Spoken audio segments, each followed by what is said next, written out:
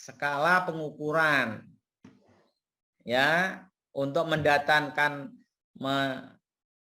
untuk mendapatkan data yang baik, tentu tahu keilmuan tentang skala data. Ya. Ini karena ini nanti dasarnya untuk Anda memilih statistik apa yang harus Anda pakai ya, statistik yang tepat yang apa yang harus Anda pakai itu. Ya. Ini. Yang pertama adalah nominal. Ya, ini ya yang pertama adalah bisa membedakan. Yang kedua adalah punya tingkatan. Ini. Ya, contohnya ngomongin apa? SD, SMP, SMA, ya, terus perguruan tinggi, yaitu jadi jenjang pendidikan. Jenjang pendidikan itu berarti apa? Ordinal. Ya, ini. Karena SMP itu lebih bagus daripada SD. Ya, SMA itu lebih bagus dari SMP dan SD. Ya, contoh lagi ya. Ayu, sangat ayu, amat sangat ayu, amat sangat ayu sekali, amat sangat ayu sekali. Ya. Itu namanya ordinal. Karena bisa membedakan dan punya tingkatan. Ayu itu ya toh sangat ayu itu lebih bagus daripada ayu. Sangat-sangat ayu sekali itu lebih bagus dari ayu. Ini ya. Oke. Sampai di sini ada pertanyaan.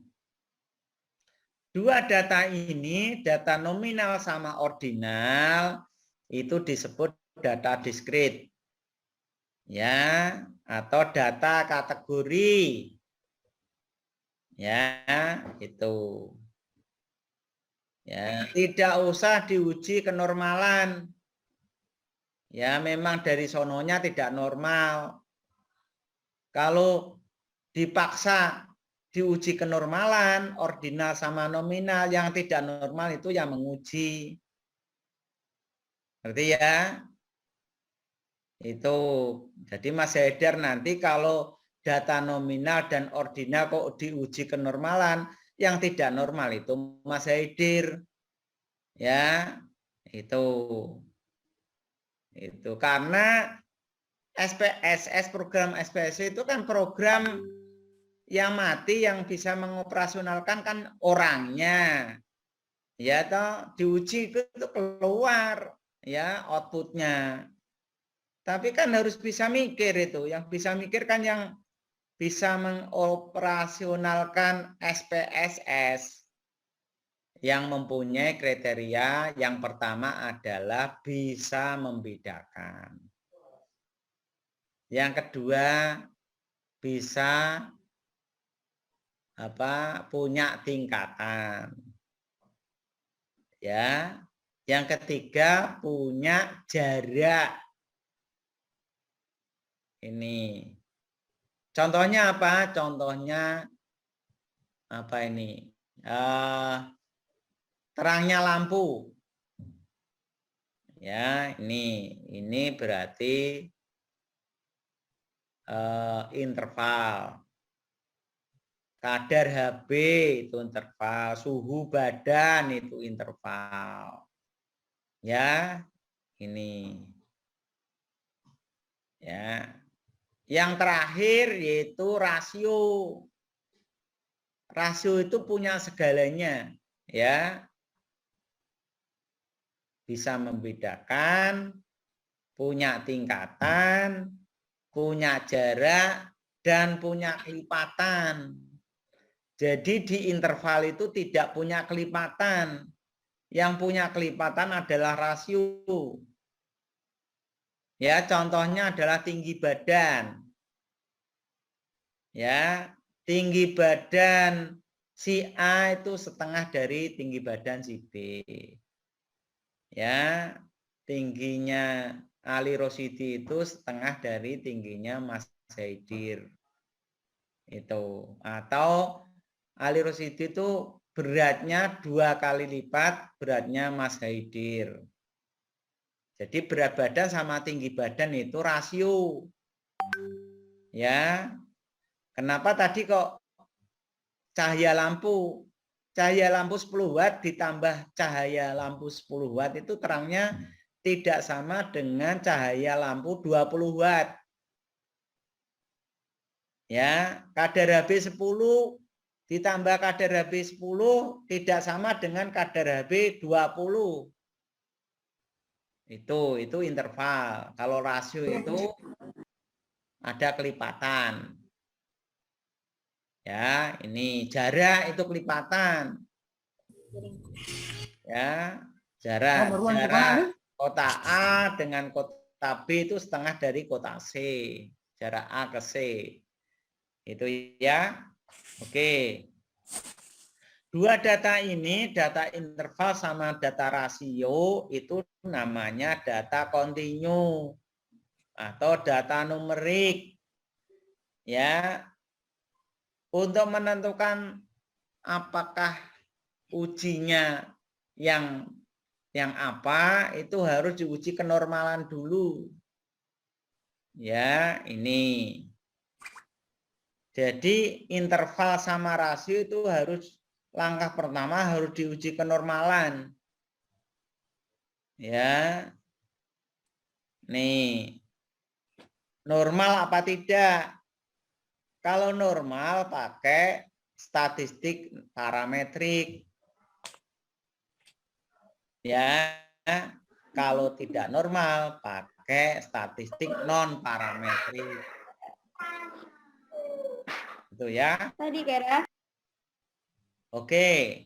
Sampai di sini ada pertanyaan. Jadi data yang nominal, skala data nominal itu hanya punya satu kriteria saja. Atau punya satu karakteristik ya. Kalau ordinal punya 2 karakteristik ya. Kalau interval 3 karakteristik, kalau rasio 4 karakteristik ya. Sehingga dengan demikian bahwa rasio itu bisa dinominalkan. Tapi nominal tidak bisa dirasiokan. Ya, interval bisa dinominalkan. Interval bisa diordinalkan. Tapi ordinal tidak bisa dirasionalkan atau diintervalkan. Itu. Ya, intinya begitu. Oke? Ada pertanyaan? Ya, kita tidak ada pertanyaan, kita lanjutkan ya. Untuk data interval sama rasio perlu ada namanya pengujian kenormalan. Ya, khusus data interval sama rasio. Ya, nominal sama ordinal tidak usah diuji kenormalan karena dari sononya tidak normal. Ya, kalau Anda uji statistik dengan SPSS ini keluar semua. Box plot, time and life, ya toh, Kolmogorov-Smirnov, plot ya, kurtosis dan fatness ini keluar semua. Ini ya. Nih. Yang pertama adalah box plot ini ya. Ini. Yang namanya normal itu jika median terletak persis ya di tengah-tengah membagi 2 ya. Kalau persentil itu kan persen 50 itu kan membagi 2 ya. 25 ke atas, 25 ke bawah ya, atau persentil ini sama dengan median ya. Ini. Kalau ini terjadi maka data itu menyebar normal. Ya ini. Yang kedua adalah ini ya, ranting dan daun ya. Ini. Kalau itu bentuknya seperti lonceng ya, itu ya berdistribusi normal ya. Ini berarti ada berapa ini? Ada 7 data ya. Nih. Yang ketiga adalah plot ya, yang sebelah kiri itu normal, yang sebelah kanan itu tidak normal ya. Ini. Jadi pola titik-titiknya itu membentuk garis lurus ya. Kalau di sini kan yang sebelah kanan itu semerawut itu, ya ini. Terus ini ya kemiringan, ya ini kortosis sama quadratus ini ya. Ini kalau miring kanan atau miring ke kiri ini tentunya ya dia tidak normal, ya tidak menyebar normal. Yang menyebar normal itu kalau ya toh ya kemiringannya itu tidak ada ya. Jadi seperti lonceng itu ya, tidak miring ya. Ini ya. Yang selanjutnya adalah Kolmogorov, Smirnov dan Shapiro. Biasanya yang dipakai adalah ini. Ya. Ini. Kapan memakai Kolmogorov, Smirnov ya? Kalau datanya lebih dari atau datanya besar. Ya, kapan memakai Shapiro kalau datanya itu kecil. Datanya besar itu berapa? Ada tiga alasan ya. Ini tentunya punya alasan tersendiri berdasarkan hasil penelitian. Ya, yang pertama 50. Cut off point-nya atau batasannya 50 sampel. Berarti kalau kurang dari 50 sampel pakai Shapiro. Ya, kalau lebih dari 50 sampel pakai Kolmogorov, Smirnov. Ada yang ekstrim 15. Ya, kurang dari 15 itu pakai Shapiro. Ya, kalau lebih dari 15 pakai Kolmogorov, Smirnov. Ya, kalau saya tengah-tengah 30 ya. Kalau kurang dari 30 pakai Shapiro Will, kalau lebih dari 30 memakai Kolmogorov, Smirnov ya. Ini tapi tentunya nanti masing-masing tergantung pada dosennya. Kalau dosennya mintanya 50 ya sudah. Kalau lebih dari 50 ya pakai Kolmogorov, Smirnov. Kalau kurang dari 50 ya pakai Shapiro ya. Ini. Kapan dikatakan normal ya? Bila P-nya atau sig-nya itu lebih dari 0,05. Ya, ini.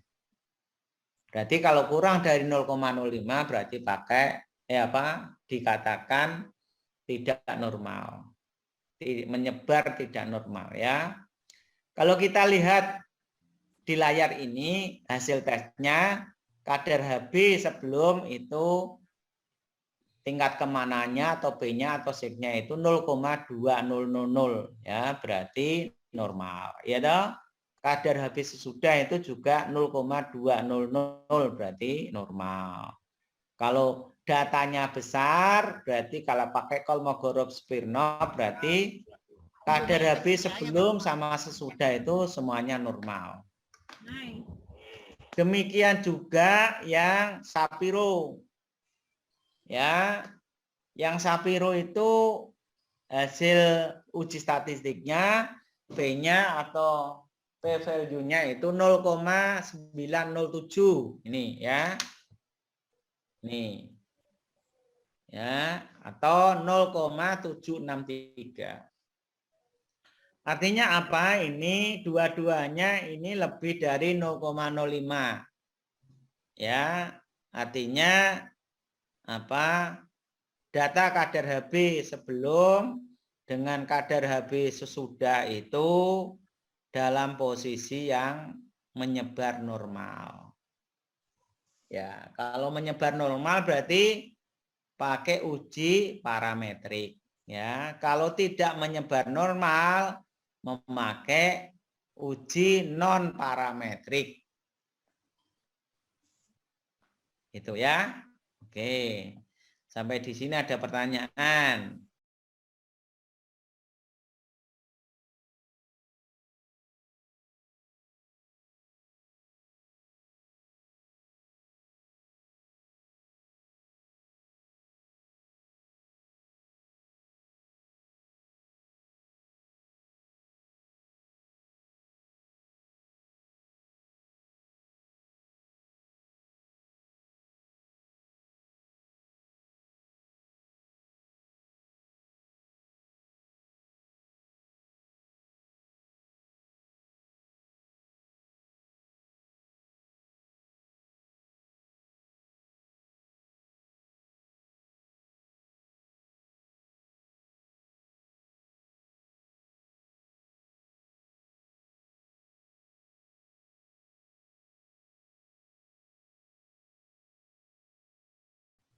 Kalau normal itu pakai ini, pakai statistik parametrik, ya.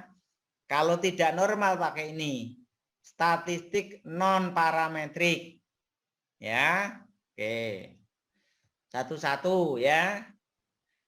Kalau ujinya uji beda, itu dibagi dua, ada independen, ada dependen. Ya, kalau independen tuh sampel bebas. Kalau dependen tuh sampel terikat. Ya, sampel bebas atau sampel independen tuh ada dua. Ada dua sampel, ada lebih dari dua sampel. Ini, ya, ini yang anu, ya. Ada lebih dari dua sampel, ada dua sampel, ada lebih dari dua sampel. Ya, kalau dua sampel itu pakai independent sample t-test. Ini contohnya, Anda penelitian membedakan kadar anemi di daerah pedesaan dengan perkotaan. Itu kan dua sampel toh. Satu sampel di desa, satu sampel di kota. Ya toh. Lah, kalau ini normal, ujinya pakai tadi Kolmogorov Smirnov atau pakai Shapiro. Anda kalau normal pakai uji T atau independent sample t-test. Ini. Kalau lebih dari dua, contohnya umpamanya membedakan kadar Hb di daerah kota, di daerah desa, sama di daerah marginal. Berarti kan ada tiga, ya toh? Di daerah kota, di daerah desa, dan di daerah marginal. Berarti lebih dari dua. Berarti kalau datanya normal, itu ujinya pakai uji ANOVA. Sampel dependent, itu sampel terikat. Ya, contohnya Mas Rahul itu mau penelitian tentang pemberian tablet FE pada ibu hamil. Dicek sebelum diberi tablet FE ibu hamil, pada ibu hamil, dicek kadar Hb-nya. Sesudah diberi FE, kadar FE, setelah diberi tablet darah tambah darah, dicek lagi kadar Hb-nya. Nah, kalau datanya dua data sebelum sama sesudah datanya normal, itu pakai uji T yang t-test. Ya ini. Ya, ini. Tadi kalau ini kan sampelnya bebas. Kalau ini sampelnya terikat. Kalau ini independent sample t-test. Kalau ini uji t-test. Sama-sama uji T-nya. Tuh ya. Kalau lebih dari dua, ya kalau dependent umpamanya Mas Rahul penelitian kadar Hb sebelum sesudah diberi tablet tambah darah terus 10 hari dicek lagi. Berarti kan ada tiga data. Data yang pertama adalah sebelum diberi tablet tambah darah, yang data kedua adalah setelah diberi kadar tablet tambah darah, yang ketiga 10 hari setelah diberi tablet tambah darah. Berarti ada tiga data. Kalau datanya semua normal, pakai uji ANOVA repeated measure. Itu. Nanti ya. Oke. Yang kedua adalah uji hubungan. Ini. Ya. Uji hubungan kalau datanya normal, umpamanya hubungan apa? Hubungan pemberi hubungan apa? Hubungan antara konsumsi tablet darah dengan kadar Hb. Ya, umpamanya gitu. Dua-duanya kan hubungan antara pemberian kadar Hb, konsumsi tablet darah dengan kadar Hb. Ini ya, ini ada yang konsumsinya 1, ada 2, ada 3 lah. Kalau itu normal, data konsumsinya normal, kalau data kadar Hb-nya normal, itu pakai uji korelasi persen produk momen. Ya, atau uji regresi linier sederhana. Bisa atas, bisa bawah. Bisa uji korelasi persen produk momen atau uji regresi linier sederhana. Itu. Ya. Oke, sampai di sini ada pertanyaan. Tidak ada? Ya, kalau tidak ada kita lanjutkan. Ya, ini yang data yang berdistribusi normal. Ada data yang tidak berdistribusi normal. Ya, ini namanya statistik non parametrik. Ya, ini ya sama. Ya, ini kalau datanya itu numerik, data numerik data apa tadi? Mas Rahul ngerti nggak? Data numerik, skala datanya apa? Interval sama Interval dan rasio. rasio. Nah, itu kalau tidak normal diberi mean Whitney. Ya. Kalau datanya kategori, ya, tadi nominal sama ordinal pakai chi-square. Ya, ini. Kalau ini nggak usah diuji kenormalan karena memang data kategori itu kan data yang tidak normal. Kalau depend independen yang lebih dari 2, tadi pakai apa? Kalau normal pakai ANOVA. Kalau tidak normal pakai Kruskal-Wallis. Kalau datanya numerik. Kalau datanya kategori pakai chi-square. Ini. Ya. Demikian juga yang dependen. Ya, dependen berarti yang seperti tadi. Ya, sebelum, sesudah. Ya, kalau lebih dari 2 ya sebelum, sesudah, terus 10 hari tadi ya. Kalau datanya numerik pakai Wilcoxon. Ini. Kalau datanya kategorik pakai McNemar. Ya, kalau datanya lebih dari 2 sampel, ya toh, sebelum, sesudah, terus satunya lagi 10 hari pakai Friedman. Ya ini. Kalau uji hubungan, tadi kalau normal pakai apa? Uji korelasi persen produk momen atau uji regresi linier sederhana. Kalau tidak normal pakai uji korelasi ring Spearman. Ya, atau uji regresi logistik. Ini. Oke, sampai di sini ada pertanyaan.